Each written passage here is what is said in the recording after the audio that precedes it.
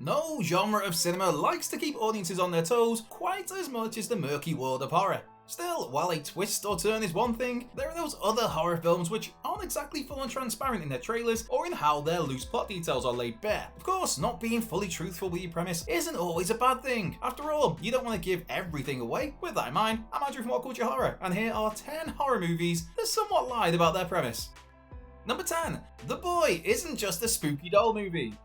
If looking at the synopsis for 2016's The Boy, you're led to believe that this is very much a spooky doll sort of affair. As detailed, Lauren Cohen's Greta is tasked with looking after a porcelain doll named Brahms. This task is dished out by the Heelshires as they put out an ad for a live-in nanny to look after Brahms while they're away on vacation, with this doll being the family's way of coping with the death of the real Brahms 20 years prior. When Greta doesn't stick to a set of rules designed around Brahms, creepy things start to happen and she begins to think the doll is possessed. Then, the final act has the shocking reveal that Brahms is actually still alive as an adult and he lives in the walls of the Heelshires' home. You see, The Boy was never a spooky doll film, and this was merely the in for a wider story about the Heelshires faking their son's death in order to cover up the fact he'd brutally murdered a young girl when he was just 8 years of age.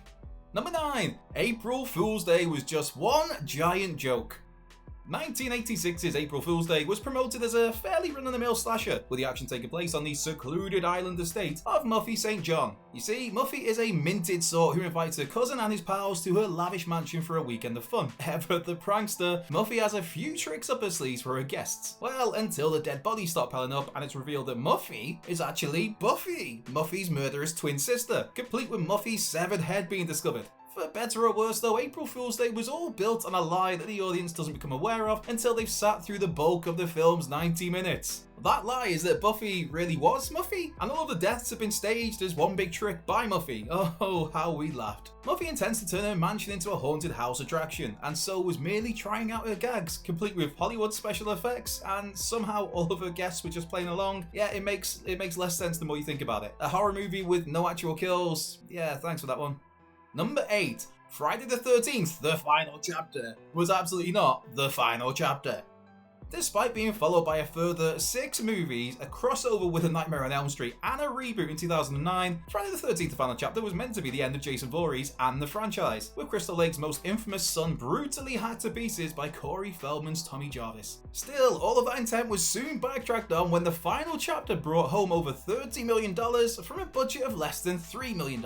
And so, Friday the 13th, A New Beginning was released just 1 year after this supposed franchise ender. Even with A New Beginning though, the marketing there had somewhat of a false nature to it, with the mystery being whether the now teenage Tommy or a returning Jason were responsible for a new slew of murders. In reality, it was Jason copycat Roy Burns behind these deaths. Then again, the 9th Friday the 13th was another that told a porky in how it was titled Jason Goes to Hell, The Final Friday, with that final film followed by Jason X and Freddy vs. Jason.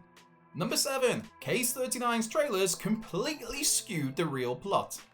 If you've watched the trailers for 2009's Case 39, you'll have been expecting a vastly different movie to what was actually served up. That preview footage, which purposely included scenes that never intended to be in the final film, saw Renee Zellweger's Emily as a social worker who takes young Lily into her care after the child's real parents tried to burn her alive in their oven. It's heavy stuff. From those trailers, it shows Emily and Lily plagued by all kinds of horrors, with the two seemingly targeted by some sinister, eerie presence. In reality, Case 39 is a film which, yes, has Emily take Lily in after her parents tried to kill her, but it becomes apparent early into the movie that Lily is the sinister, eerie presence of the picture. If this was some final act reveal, it may have been fine, but because this is established so early into the film, it basically renders the marketing of Case 39 as pretty darn false. Number 6. The Village and its Those We Don't Speak Of. Some have a huge appreciation for 2004's The Village, whilst others will lambast the film because it wasn't exactly what it was billed as. M. Night Shyamalan swerving an audience with the last thing they were expecting? Never. Of course, we were all led to believe that The Village took place in the 19th century, with a focus on a remote community that had ominous creatures lurking on its outskirts. Fear too far from the village, and these monsters, known as Those We Don't Speak Of, will be there to terrorize you. In reality, The Village is absolutely set in the modern day, as detailed when Bryce Dallas Howard's Ivy ventures outside of the woods in search of medicine. While she does find someone who's able to give her what she needs, Ivy's blind and so is unaware that she's actually escaped a wildlife park funded for by the village's founder, Edward. As Edward and the other elders reflect back on their lives, the audience is told how this isolated society was created decades ago by a group of people just frankly sick of the real world. And those monsters, yeah, they were just members of the community dressed up. Number 5. Primeval's most prolific serial killer mystery. Primeval is a 2007 horror movie about a giant crocodile causing chaos in Burundi. A news crew and experts have flown in to cover this story and ideally bring the croc in alive, but of course the end result is a whole bunch more victims for a creature affectionately known as Gustav. Based on the initial marketing for Primeval, you'd have zero idea that this was a film centered around a crocodile. Prior to hitting cinemas, all the audiences knew about Primeval was it was inspired by the true story of the most prolific serial killer in history. The trailers told us that this serial killer, who'd amassed 300 victims, was elusive, intelligent, cunning, and to this day remains at large. In terms of visuals, there's almost a Texas Chainsaw Massacre feel to the bones, the colour palette, and the quick cuts used in those trailers. Never once do we see a crocodile, and if anything, this footage alludes to some sort of supernatural presence. But no, Primeval is absolutely a killer croc feature. And as for Gustav, he is absolutely a very real crocodile in Burundi, estimated to be over 20 foot in length, weigh over 2,000 pounds, be approximately 70 years of age, and yes, has supposedly killed up to 300 people. Number 4. Halloween Ends treatment of Michael versus Laurie. Yes, did Halloween Ends outright lie about its central premise? Technically not, but it certainly undelivered on what was expected to be a battle for the ages between Michael Myers and Laurie Strode. While we did indeed get one final showdown for these long-time rivals, that was reserved for the final 15 minutes of the movie, with Michael instead spending the vast majority of the film out of commission in an underground sewer tunnel pipe thing. Instead, it's Corey Cunningham who gets to take the spotlight as the villainous focus of the final leg of David Gordon Green's Halloween trilogy, and admittedly, Corey is an interesting character, and showcasing the downward spiral of a tragic accident can have on a person and on a town, that was an interesting angle. But really, that wasn't what people were paying their money for, was it? No, you go into Halloween Ends, you want to see Michael versus Laurie. So while horror hounds were excited to see the explosive final battle between one of horror's greatest heroes and one of its greatest villains, instead we had that battle in the final 15 minutes, and that left so many people feeling shortchanged. Number 3. The Texas Chainsaw Massacre was not based on true events.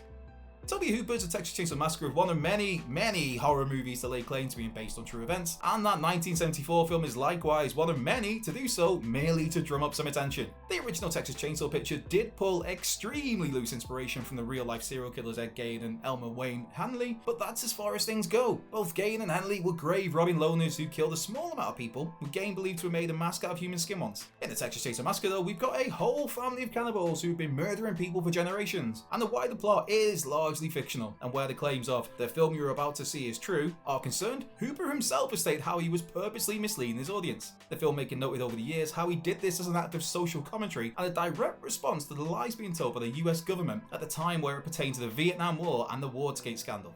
Number 2. Tain had a lot more going on than anyone ever expected.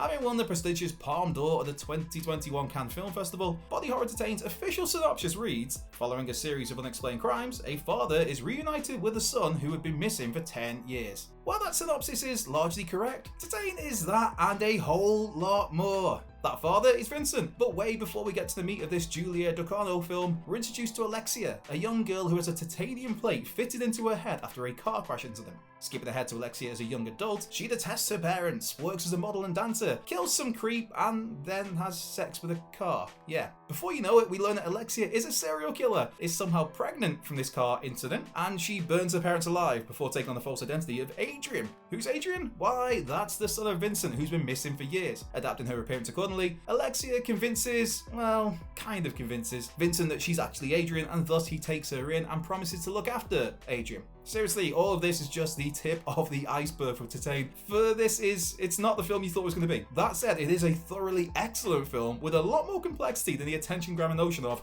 person has sex with a car. Number 1. Barbarian brilliantly misled us all. Playing magnificently off his chilling turn as Pennywise in Andy Muschietti's It movies, Barbarian brilliantly suggested that Bill Skarsgård was to be the threat of last year's film. As the feature starts off, Georgina Campbell's tests arrives at a rental property she's booked in a rough area of Detroit. Upon getting to the house, Stranger Keith is already there and claims he's also booked into the property for the next few days. Given how audiences have been somewhat conditioned to view Skarsgård in a creepy, suspicious light, you immediately think that Keith's up to no good when, after Tess agrees to stay for the night, Tess's bedroom door eerily opens in the wee hours. plot. All very atmosphere setting, all very disturbing, all very much positioning Keith as a questionable figure who clearly has underhand intentions. When Tess later finds a hidden corridor and an underground room with bloodstains in it, again, that only furthers the idea of Keith being a wrong'un. That is, until Keith himself investigates the corridor, where he's brutally murdered by the fourth figure known only as Mother. With that, Barbarian pivots its story to introduce Justin Long's AJ, the owner of the rental house, as he and Tess find themselves in the crutches of Mother and her unique habits. So, that's our 10 more horror movies that lied about their premise. Be sure to like, subscribe, comment, share, turn those notification bells on, and come and give us a follow on X at What Culture Horror. While you're there, you can find myself at Cultured Left Peg, but more importantly, just be sure to have the best possible day. Whether you're doing something or whether you're doing absolutely nothing at all, I hope it goes well for you. And if things aren't going so well, I really do hope they turn around as soon as possible. I'm Andrew Pell from What Culture Horror, and I'll catch you down the road.